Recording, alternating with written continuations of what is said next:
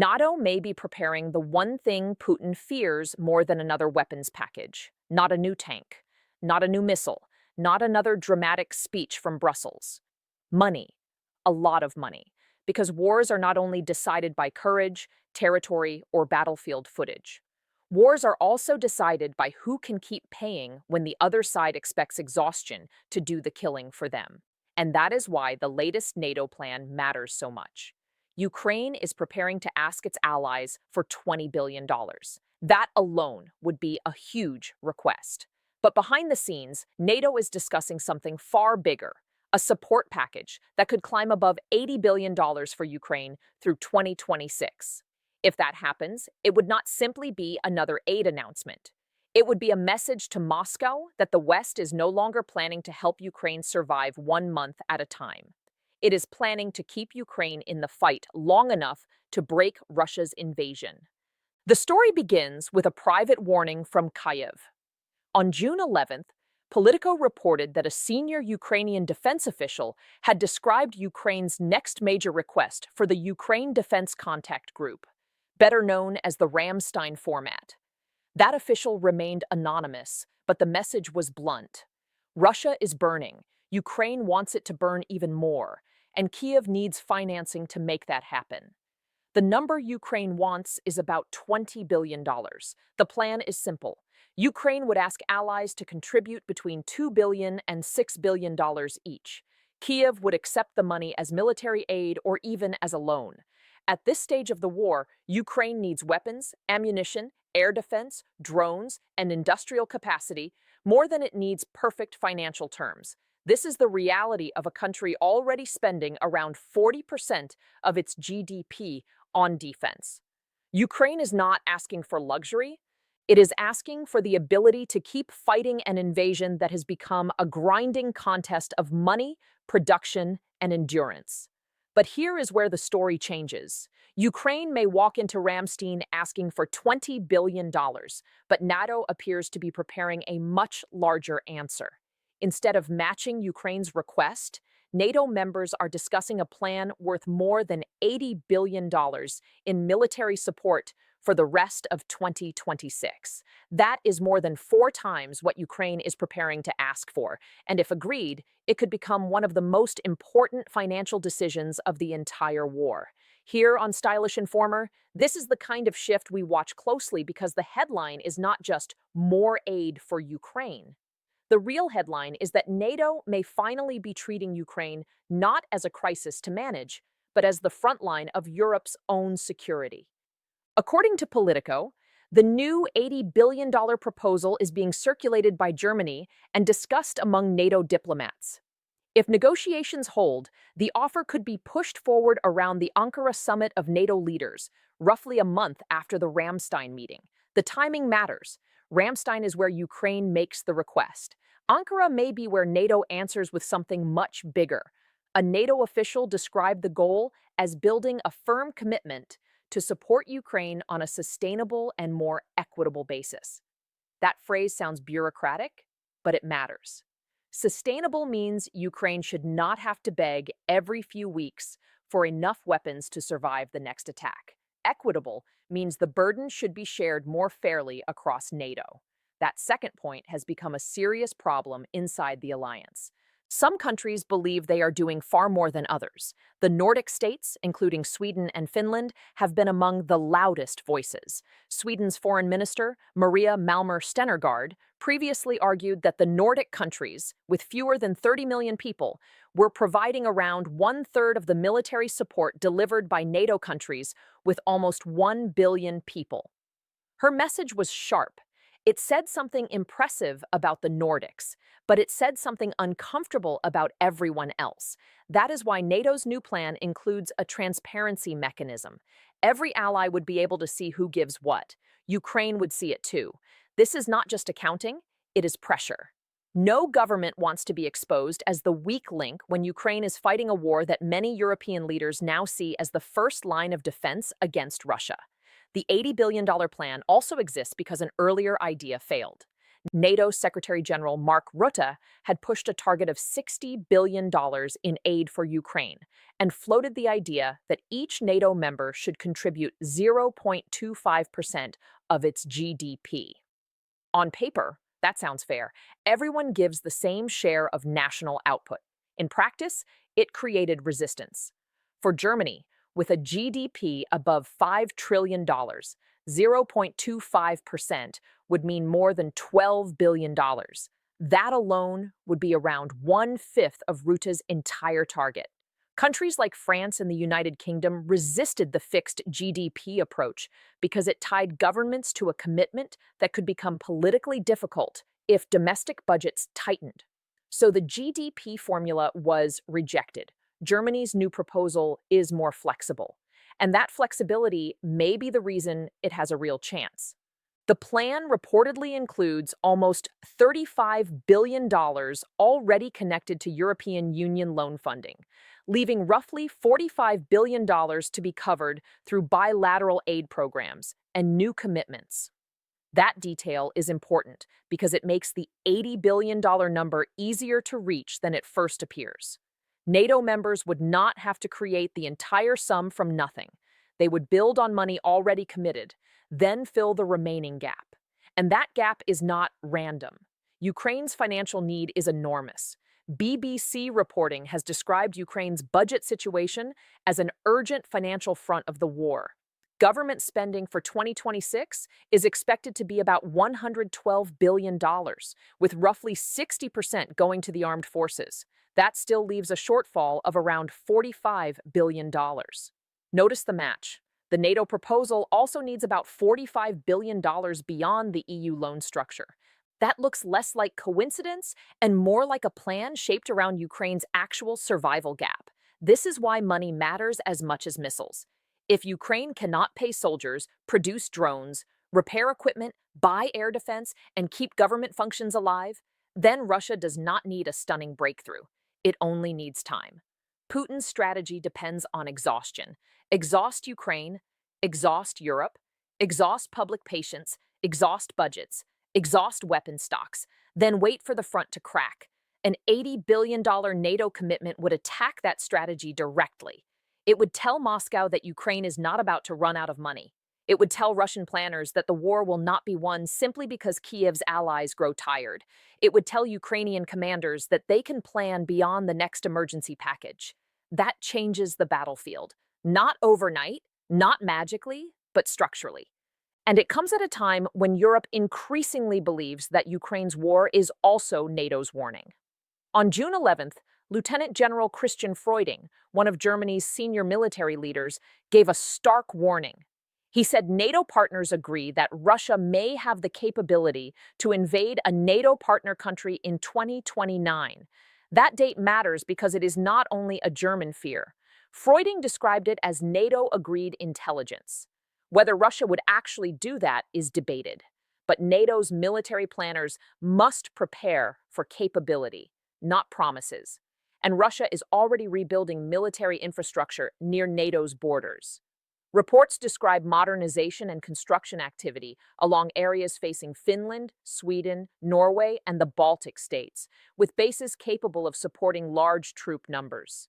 At the same time, Russia continues hybrid attacks, sabotage attempts, cyber pressure, airspace incidents, drone incursions, and disinformation operations against European states.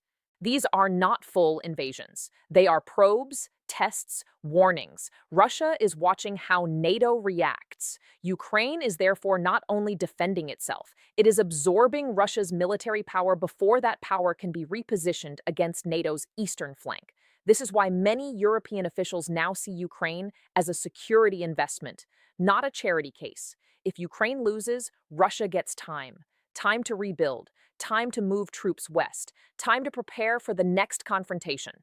If Ukraine holds, Russia stays pinned, damaged, and forced to spend men and equipment in a war it expected to win years ago. President Volodymyr Zelensky has made this argument directly. He says Ukraine's battlefield experience has no price because it was bought with lives. Kyiv believes this experience is valuable to NATO, and it is right. No NATO army has fought Russia like Ukraine has.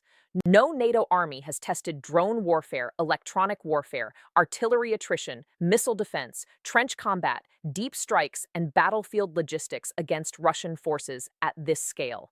Ukraine is not only asking NATO for help, Ukraine is also giving NATO something priceless: knowledge of how Russia actually fights. That is another reason the $80 billion plan matters.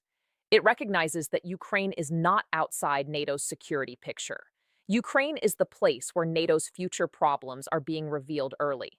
But there is one country hanging over this whole discussion: the United States. Under President Trump, American support for Ukraine has become less predictable than it was under President Biden.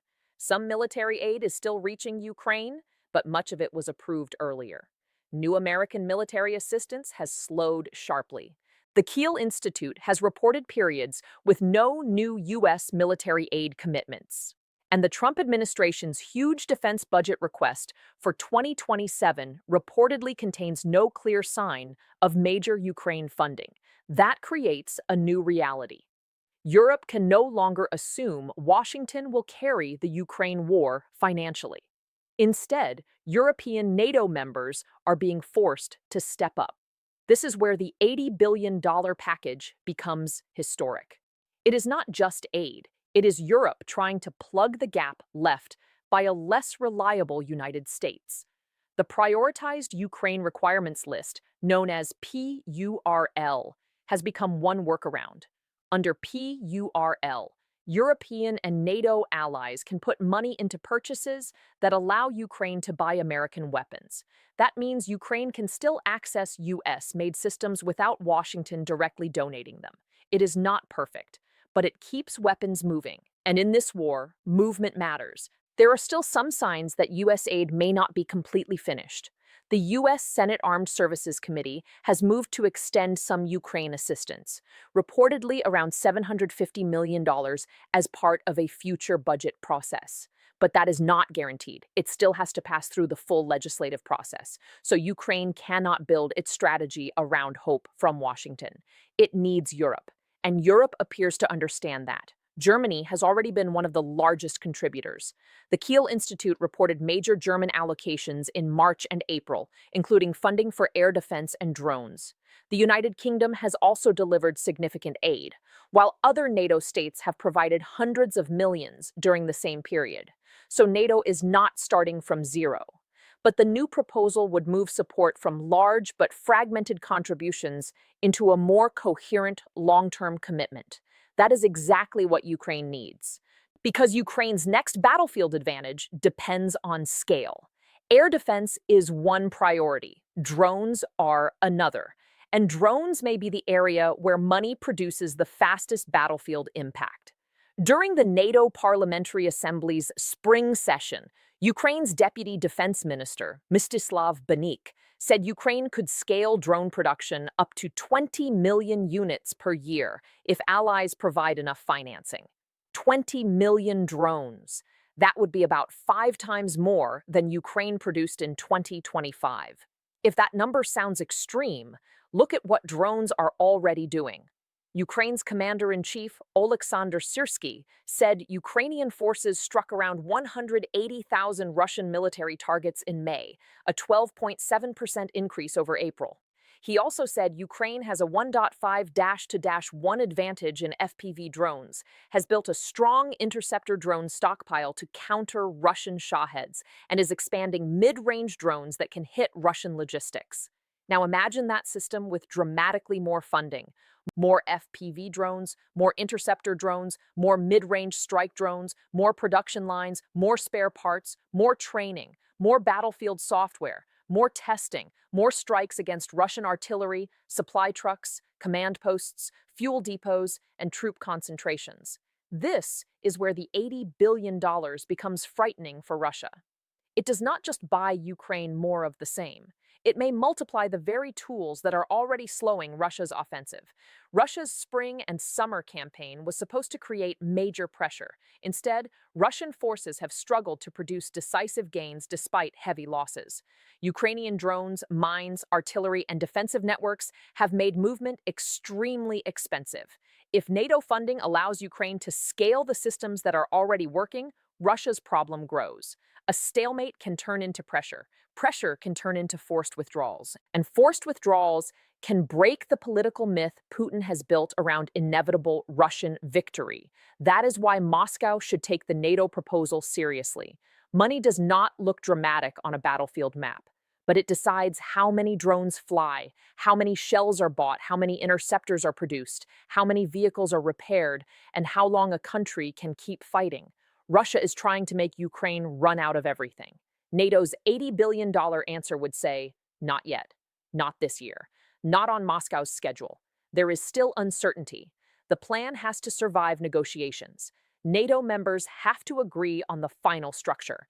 Governments have to explain the spending to voters. Some countries will push back. Others will try to reduce their share. Domestic politics will matter. The Ankara summit will be crucial. If the proposal holds, Ukraine could enter the second half of 2026 with a level of financial backing far beyond its own request. If it fails, Ukraine will still receive help, but the message to Moscow will be weaker, and Putin watches these signals. He watches hesitation. He watches arguments. He watches elections. He watches budgets. He believes the West is rich but impatient, powerful but divided, loud but slow. An $80 billion commitment would challenge that belief. It would show Russia that Europe is learning how to sustain a long war. It would show Ukraine that it is not alone. And it would show NATO itself that deterrence begins before Russian troops cross NATO borders. And that would change Europe's security future overnight. The best way to prevent a future war with Russia may be to make sure Russia cannot win the current one. That is the strategic meaning of this proposal. Ukraine asked for $20 billion because that is what it urgently needs.